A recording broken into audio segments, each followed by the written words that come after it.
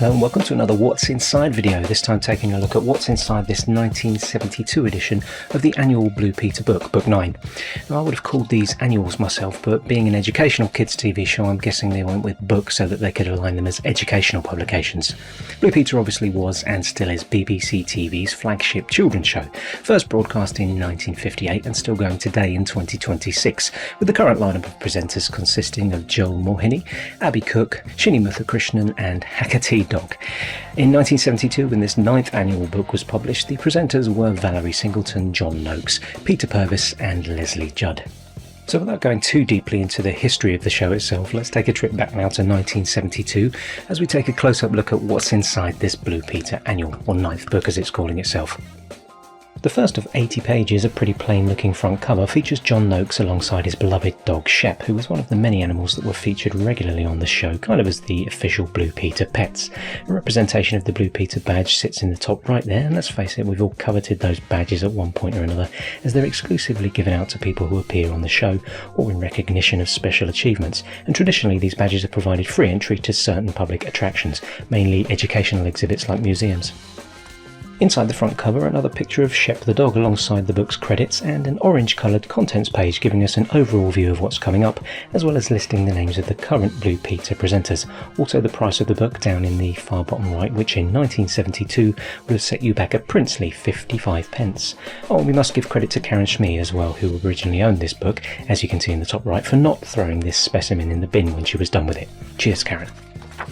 Hello There introduces us to the book with a selection of pictures from the show and a quiz of sorts, asking us to identify the contents of each photo. The answers apparently are at the end of the book, page 76 as it turns out. We also get signatures from the 7 presenters of Blue Peter over on the right. I say 7 because 3 of them are the paw prints of the dogs who were on the show at the time. Pretty cute.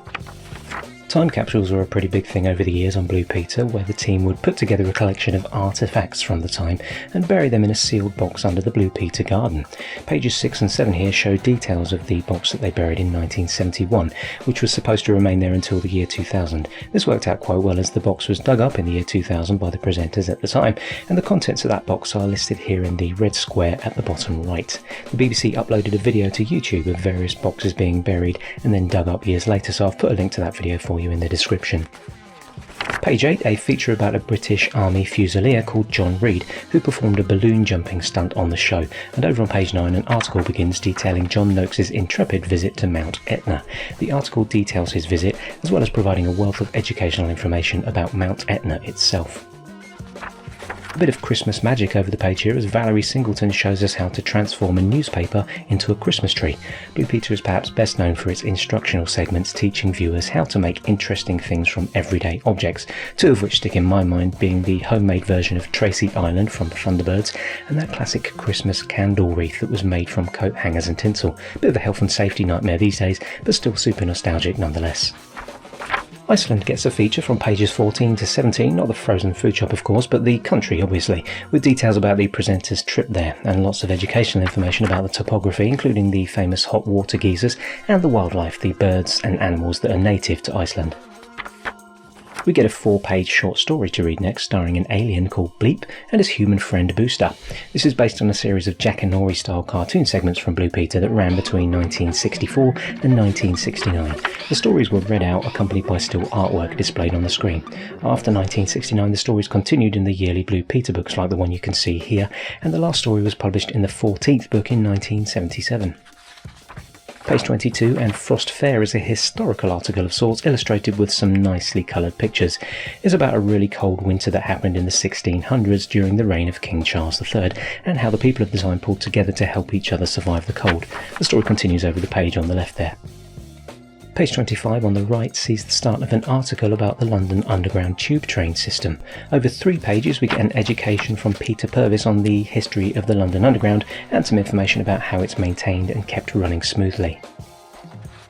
Blue Peter was involved in a lot of fundraising and charitable campaigns over the years, and on page 28 we get an article that sheds light on some personal stories from children in the Starehe district of Nairobi and educates us about a charitable centre there that helps local children in need. The article continues over on pages 30 and 31 with some photos of the Blue Peter Appeal for viewers to send in old cotton socks and pillowcases to be sold and recycled to raise funds for a new dormitory in the Starehe Boys Centre. The centre is still going today in 2026, and if you'd like to know more about them, there's a link to their website in the description. More crafts from Valerie on pages 32 and 33. This time we're instructed on how we can decorate ordinary plastic tubs and containers, turning them into flower pots for planting bulbs and growing flowers, which can apparently be ideal to give as special presents for loved ones.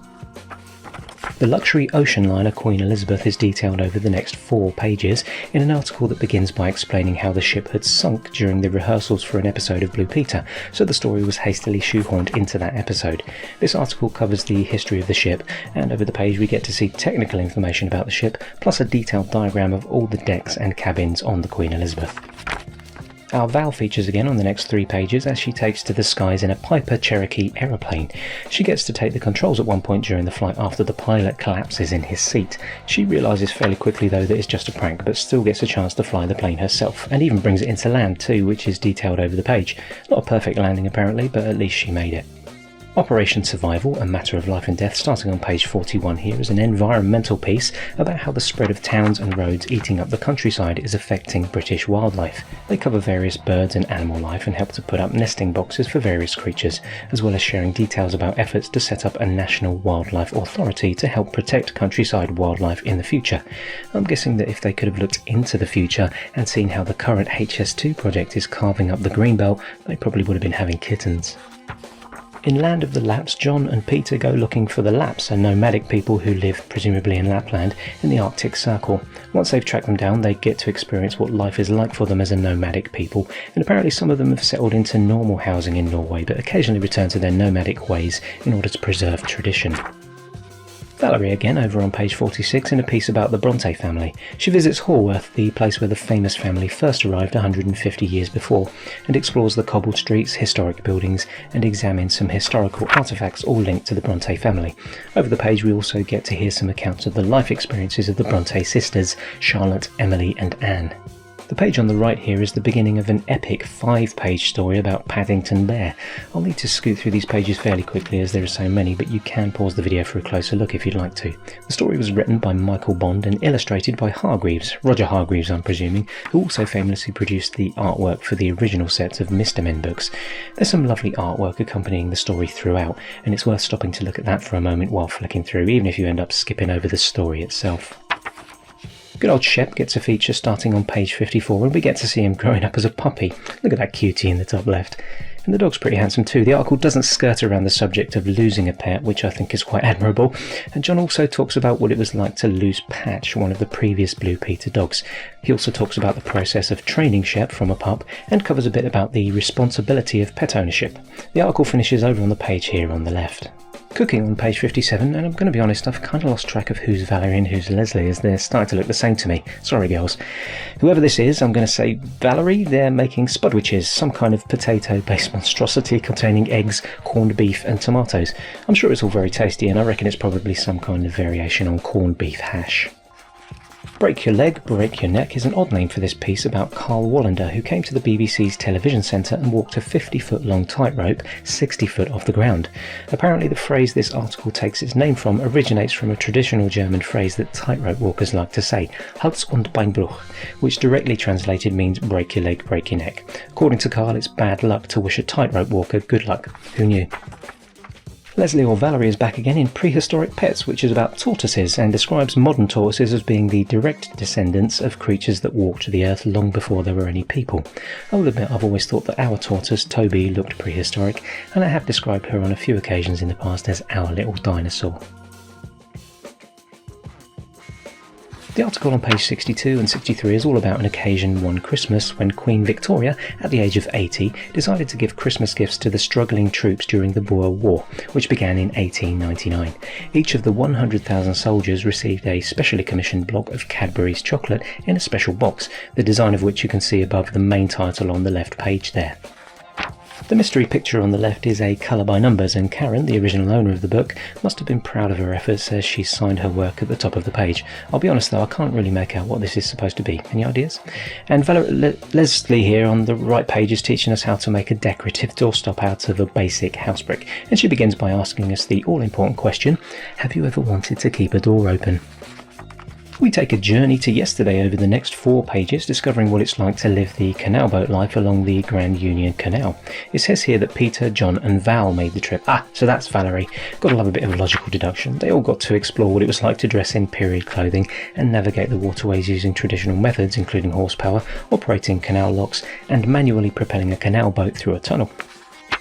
The poor Horace of the title on page 70 is Admiral Horatio Nelson, who apparently as a child was known in his family by the nickname Poor Horace. The son of a vicar, when he was a boy living in the parsonage at Burnham Thorpe in Norfolk, he was the delicate one amongst his 7 siblings. This picture-based article gives an account of Nelson's rise to leadership, from delicate child to Lord Admiral. Only 8 pages to go now, and some interesting comic strips here on page 72, 3 stories without words. Bengo the dog is depicted in these 3 strips, and the story is conveyed in picture form only. We get to see Bengo stealing shoes and slippers, helping his puppy pal across a pond in search of a stick, and getting frightened by his pal's doggy description of a bad dream about a dragon. The next 3 pages are another illustrated story, but with a twist. Can you solve the case of the Golden Buddha? 6 careless mistakes apparently give away the crooks, and by the time we reach the end we're told the answers can be found on page 76. So if you couldn't work it all out, never fear, the answers are here. And here we are at page 76, where all the answers to the various questions and conundrums throughout the book can be found, along with a column of useful information, credits and acknowledgements for various pictures and other assets in the book. Page 77 on the right is a competition, with the prize a chance to meet the Blue Peter team and see all the animals at a Blue Peter tea party. You have to work out how many miles Blue Peter has covered on their various expeditions to foreign lands. The 24 nearest guesses will be invited to the tea party. I don't think Karen entered this one, as the coupon is still intact here on the pages, complete with her details filled in, and I've popped a bit of paper over the home address there just in case any of her family still have links with that address. Seemingly aware of the fact that the competition coupon had to be physically cut out from the book, they've put a cut-out feature on the other side of the page here. You can cut out all the pictures along the dotted lines and use a stapler or paperclip to turn them into a flipbook.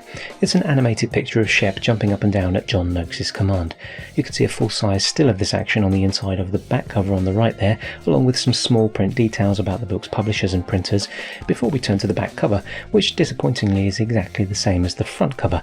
And that's all we have to see of this 1972 edition of the Blue Peter annual book. I wanted to get an objective perspective on these books and on Blue Peter in general, so I reached out on social media for comments on the subject, and here's what a few of you had to say. From the community post section of my YouTube channel, Gary Lawless and his sister always watched Blue Peter. John Noakes, Peter Purvis and Leslie Judd were the presenters at the time. He'd often try making the things that they made in the studio, and one distinct memory was of a Blake 7 laser gun made from the plastic case of an air freshener. I couldn't find any references to that sadly, but there was a Blake 7 teleporter bracelet in 1983 that Janet Ellis showed us how to make, and Gary, as you're so fond of Janet as you've admitted here, I've popped a link in the description to a video of that Blue Peter segment just for you. Acorn Electron's favourite presenter was Peter Duncan, just because he was so brave on that occasion he travelled to planet Arboria and stuck his arm into that scorpion nest. I love it. And Alan Pryor followed that up by wondering how many Blue Peter fans wanted the Prince of Arboria to put him out of his misery. Of course we're talking about the Flash Gordon movie, in which Peter Duncan had a bit part. Alan also shared a memory of Peter in a green and white checked suit that some kid had designed. I managed to dig up a picture of that, and I have to say it was well worth looking up. I reckon he'd have made a pretty nifty Doctor Who looking like that. James Brewer has that very 1972 annual, along with some great New Avengers and the Professionals annuals from the 70s, and they just make him smile every time he sees them. James also mentioned a couple of TV shows from the time: Brendan Chase, about some kids running away to live in a forest, and Stig of the Dump, about a lad who discovers a prehistoric cave boy living in the local tip. Over on Instagram, Yankee Tyke is another fan of Janet Ellis, and is obviously a lot younger than me because he also remembers falling in love with Katie Hill and Connie Huck, and that was well into the late 90s and 2000s. To be fair though, the 1972 annual is a bit before my time too, but I vividly remember the presenters because they were still on the show when I was growing up in the late 70s.